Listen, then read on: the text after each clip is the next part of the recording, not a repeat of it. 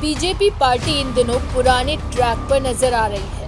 जो भाजपा पार्टी एक समय पर सबका साथ सबका विकास का नारा जोर शोर से लगा रही थी, वो इन दिनों धर्म की राजनीति के मुद्दे पर फिर से उतर आई है। भाजपा का ये पुराना रिकॉर्ड फिर से बजने लगा है। हिंदुओं की एकजुटता पर बीजेपी पार्टी फिर से नारे लगाने लगी है, लेकिन बीजेपी की बयानबाजी की गाड़ी रिवर्स गियर में आखिर क्यों चल रही है, इस पर हम आपसे चर्चा करेंगे। लेकिन उससे पहले आप मोदी जी का ये भाषण सुनिए। कांग्रेस जब सत्ता में थी तो अक्सर ये सवाल पूछा जाता था कि कांग्रेस को देश के विकास से क्या तकलीफ है। लेकिन जब से ये लोग सत्ता से बाहर गए हैं, इस सवाल का जवाब इन्होंने खुद दे दिया है। आज कांग्रेस के असली रंग खुलकर सामने आ गए हैं। कांग्रेस को अब अर्बन नक्सल का गैंग चला रहा है। पूरी दुनिया में जो लोग भारत को आगे बढ़ने से रोकना चाहते हैं, कांग्रेस अब खुलकर उनके साथ खड़ी है। इसलिए अपनी घोर असफलताओं के बावजूद कांग्रेस सरकार बनाने का सपना देख रही है। कांग्रेस जानती है कि उसका वोट बैंक तो एक रहेगा, लेकिन बाकी लोग आसानी से बढ़ जाएंगे, टुकड़े हो जाएंगे।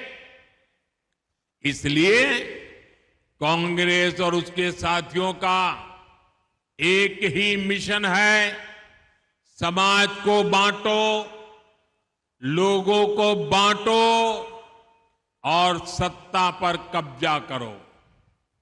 इसलिए हमें अतीत से सबक लेना है। हमें हमारी एकता को ही देश की ढाल बनाना है। हमें याद रखना है, अगर हम बटेंगे तो बांटने वाले महफिल सजाएंगे।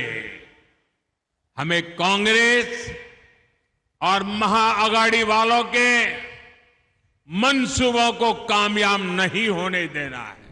पीएम मोदी का ये भाषण महाराष्ट्र के ठाणे में एक रैली को संबोधित करने के दौरान का है, जहां उन्होंने कांग्रेस पार्टी को आड़े हाथों लेते हुए जोरदार बयानबाजी की। कहा कि दुनिया में लोग भारत को आगे बढ़ने से रोकना चाहते हैं, कांग्रेस उनके साथ मिली हुई है और देश को आगे बढ़ने से रोकना चाहती है। आप लोग बटेंगे तो बांटने वाले महफिल सजाएंगे।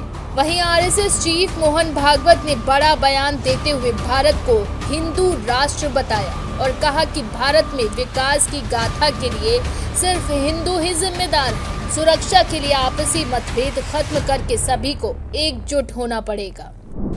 हम भारत माता के पुत्र हैं और इसलिए भारत माता के लिए जिएंगे मरेंगे। लेकिन भारत में भारत के लिए जिम्मेवार समाज कौन सा है? वो हिंदू समाज है, क्योंकि भारत हिंदू देश है, हिंदू राष्ट्र है।